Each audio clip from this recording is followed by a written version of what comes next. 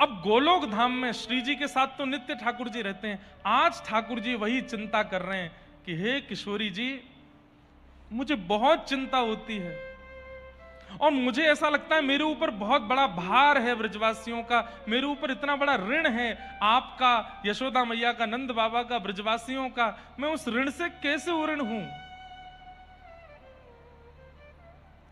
किशोरी जी बोली, ये सब कैसा चिंतन कर रहे हैं आप, इसकी आवश्यकता नहीं है। अरे वो लीला थी, पूरी हो गई, अब लीला विश्राम के बाद आप गोलोक धाम में है ना। बोले गोलोक धाम में सब ब्रजवासी आपके आसपास हैं। बोले ये बात नहीं, मुझे पृथ्वी पर जो ऋण मेरा रह गया है उसको मुझे चुकाना है। मैंने बहुत रुलाया ब्रजवासियों को, मुझे उसकी भरपाई करनी है।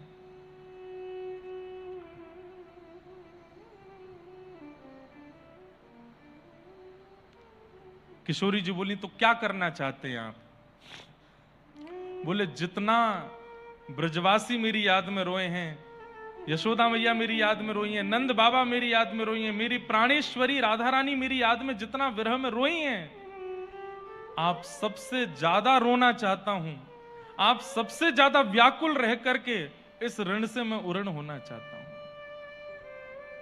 किशोरी जी बोली, कैसी बात कर रहे हैं आप, रोने की इच्छा कौन प्रकट करता। बोले मैं कर रहा हूं ना। किशोरी जी बोली, रोने के लिए विरह चाहिए होता है और आपको विरह नहीं हो सकता। किसका विरह होगा आपको, क्यों, मुझे भी विरह हो सकता है। किसका करोगे आप विरह, बताइए ना, किसका विरह होगा आपको। हमें हुआ था आपका विरह, ब्रजवासियों को हुआ था आपका विरह, नंद बाबा यशोदा सब रो रहे थे आपकी याद में, हमें विरह हुआ इसलिए हम रोए।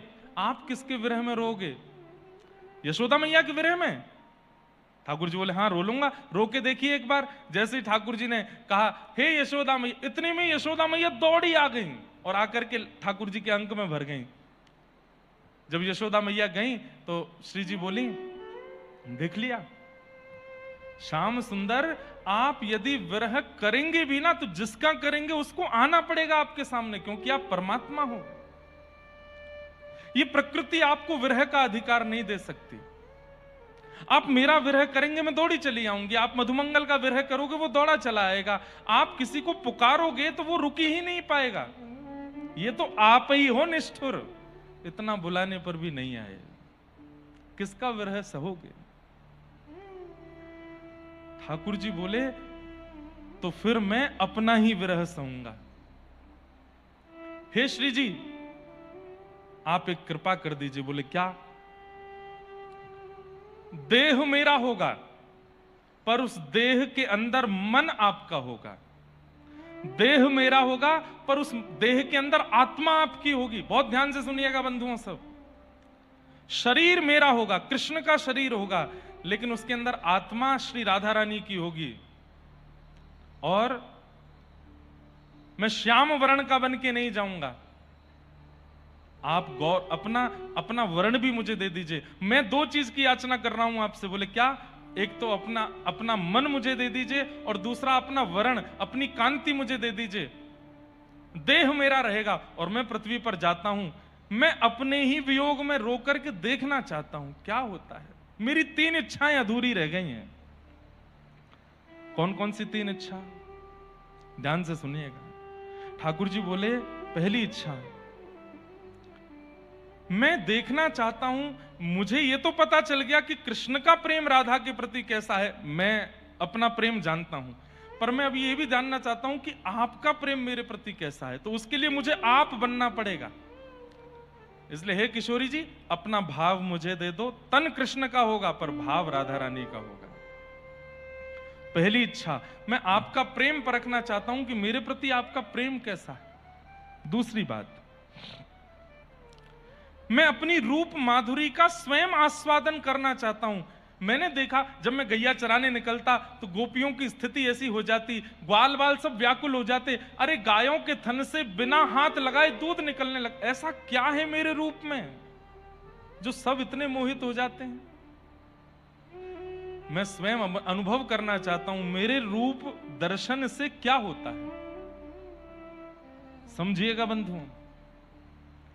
और मेरी तीसरी इच्छा,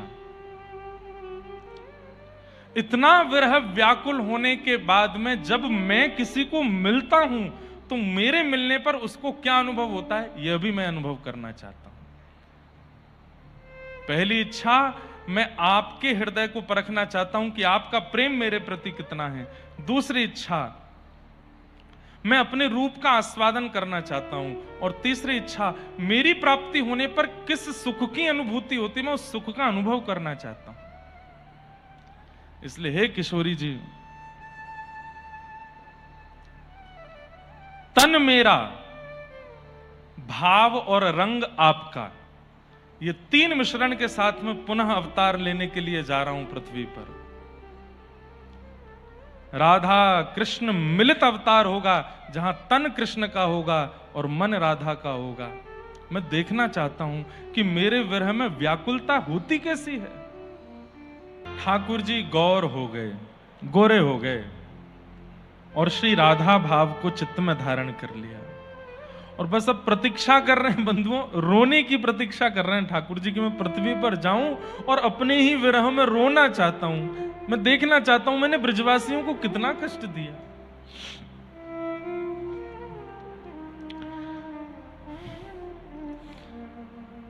कभी कभी मन में भाव आता है कि जगन्नाथपुरी में ठाकुर जी पिघले हुए हैं, आंखें पिघल गई, नाक पिघल गई, मुख पिघल गया, ऐसे भुजा पसार के खड़े थे ठाकुर जी की, कोई ब्रजवासियों को ले आओ मेरे हृदय से लगा दो, तो भुजा पिघल गई। जगन्नाथ का रूप प्रेम विगलित स्वरूप है, वो कितना प्रेम करते हैं। इतना कोई प्रेम कर सकता है क्या संसार में?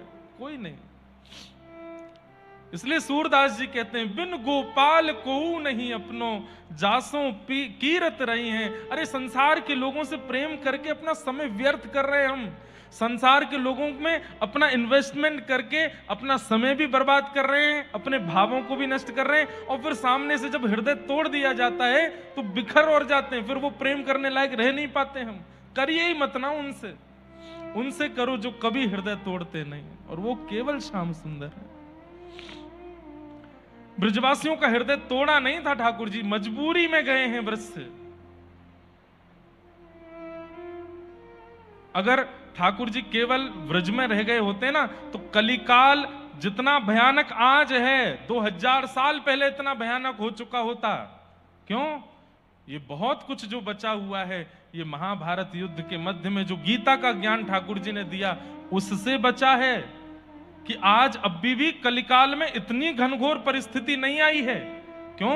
क्योंकि लोग गीता का आश्रय लेते हैं, ठाकुर जी की उस मधुर ज्ञान की वाणी को सुनकर के अपना जीवन संभाल रहे हैं।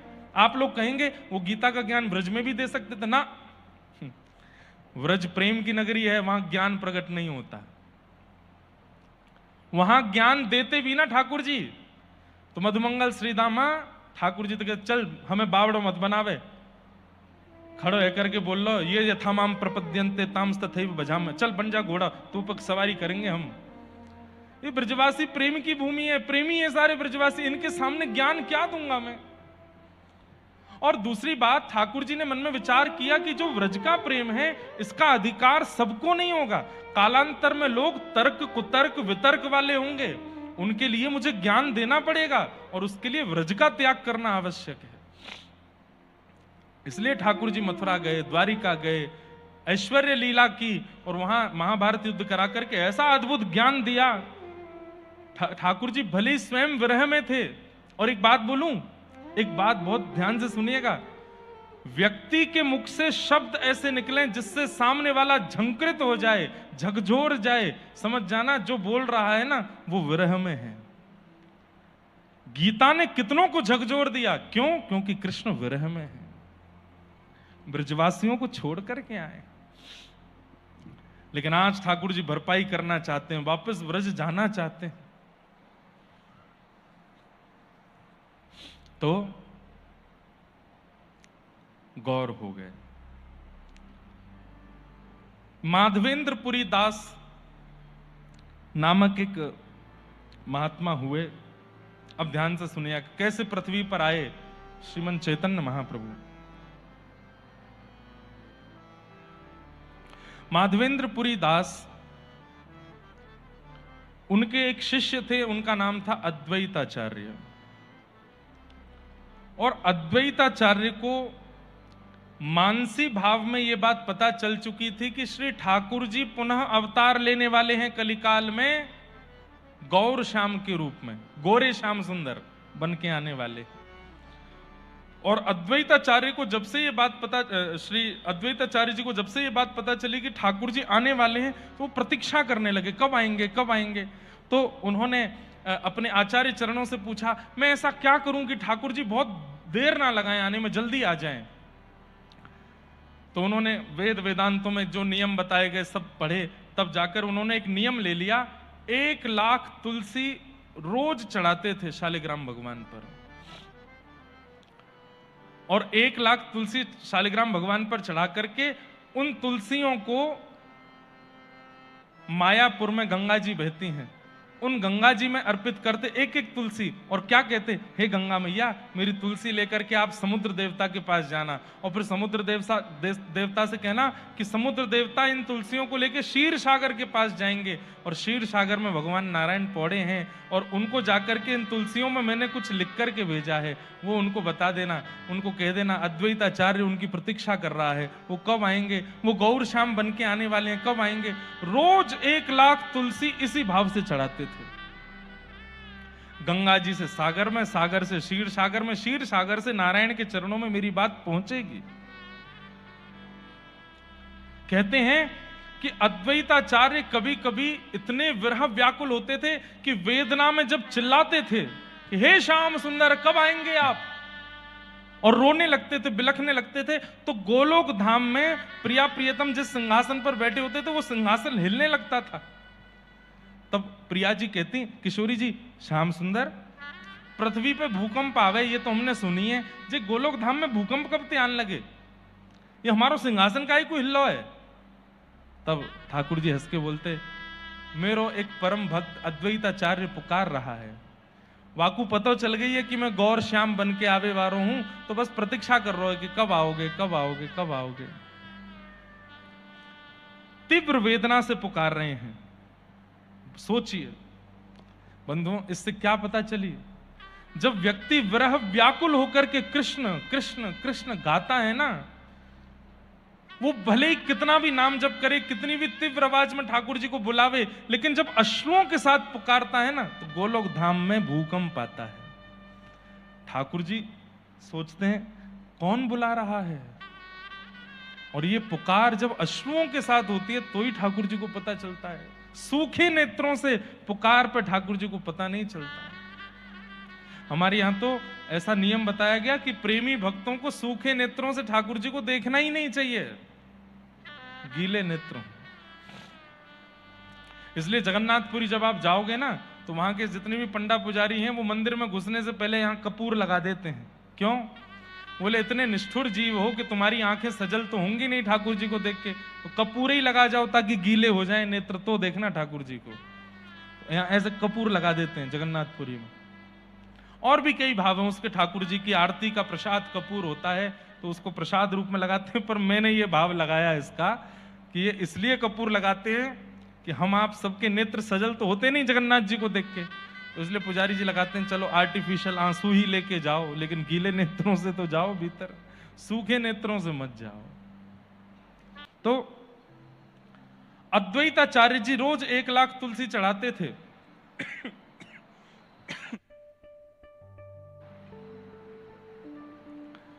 और वो 1 लाख तुलसियां गंगा जी से होते हुए समुद्र में जाती, समुद्र से क्षीर सागर में जाती, क्षीर सागर से गोलोक धाम ठाकुर जी पर संदेश पहुंचता है। ठाकुर जी कहते, हे श्री जी अब समय दूर नहीं है, बस मैं प्रतीक्षा कर रहा हूं, मुझे योग्य माता पिता कहीं मिल जाएं और मैं गौर श्याम बनकर के पृथ्वी पर जाऊं।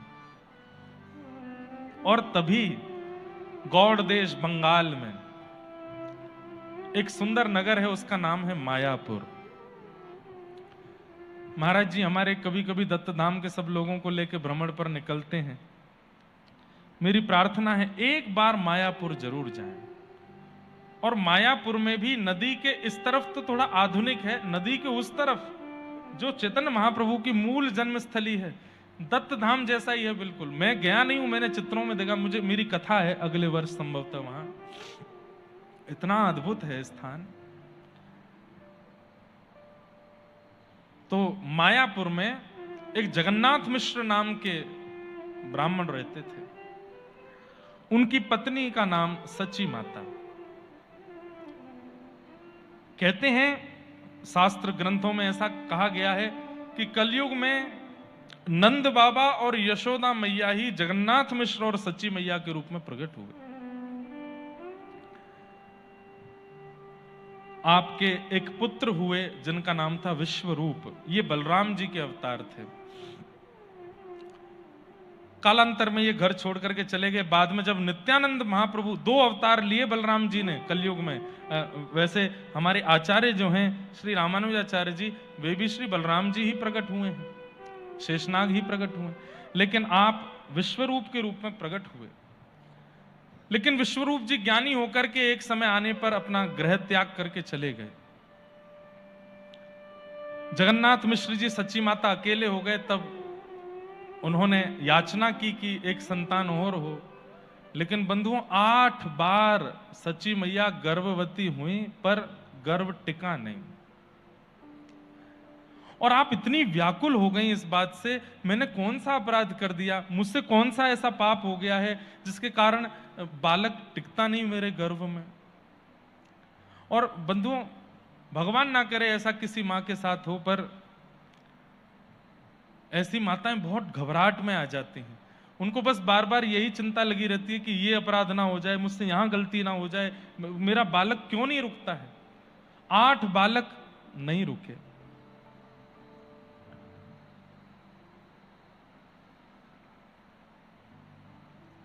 तब आप नित्य ठाकुर जी से प्रार्थना करती हैं, विष्णु आराधनार्थाय।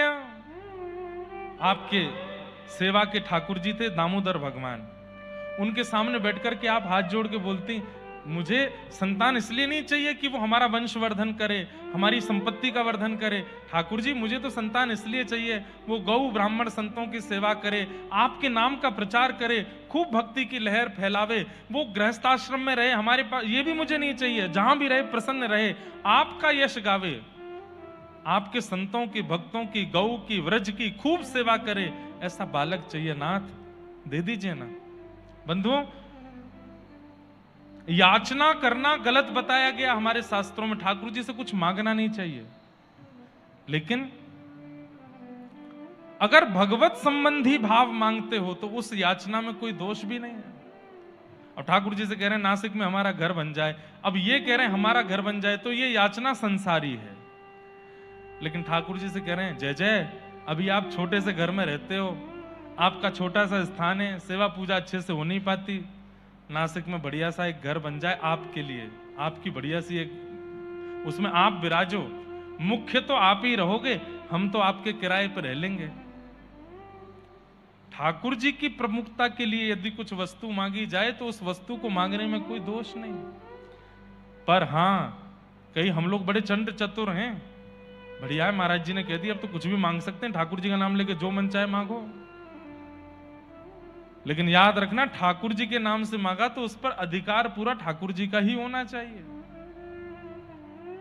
ये नहीं कि ठाकुर जी के नाम से मांग लाए अब राज अपना कर रहे ना। अगर कहा है कि नाथ घर आपका बने तो वो घर उन्हीं का ही होगा।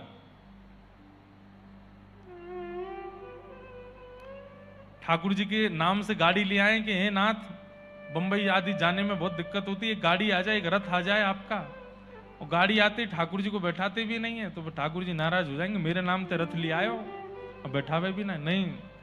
ठाकुर जी के नाम से अगर कोई सामग्री मांगी और वो मिल जाए, चाहे वो संतान ही क्यों ना हो, फिर उसे छोड़ ही दीजिएगा ठाकुर जी की सेवा में, क्योंकि ठाकुर जी ने अपने लिए ही भेजा है उसे।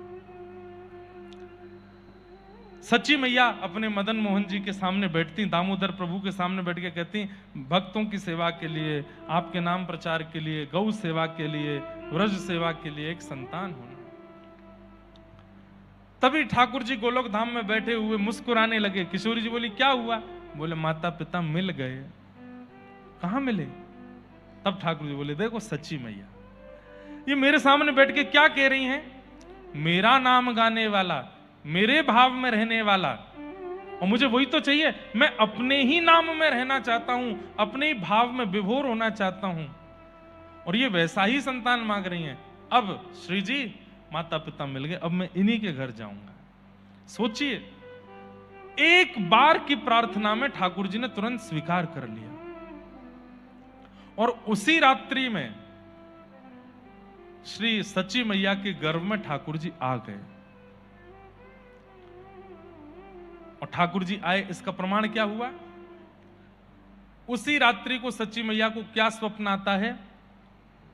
आपको स्वप्न आता है कि आप अपने पतिदेव जगन्नाथ मिश्र के साथ जगन्नाथपुरी दर्शन करने गई हैं। बहुत ध्यान से सुनिएगा, जगन्नाथपुरी दर्शन करने के लिए गई हैं। और जैसे ही आपने जगन्नाथ मंदिर में प्रवेश किया तो मुख्य द्वार, सिंह द्वार पर ही श्री पतित पावन भगवान हैं। वहां पर जगन्नाथपुरी में जगन्नाथ जी के